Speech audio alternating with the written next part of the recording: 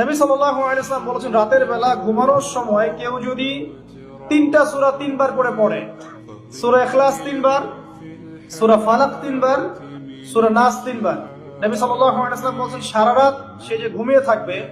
দৃশ্য অদৃশ্যের কোনো ক্ষতি তাকে স্পর্শ করবে না।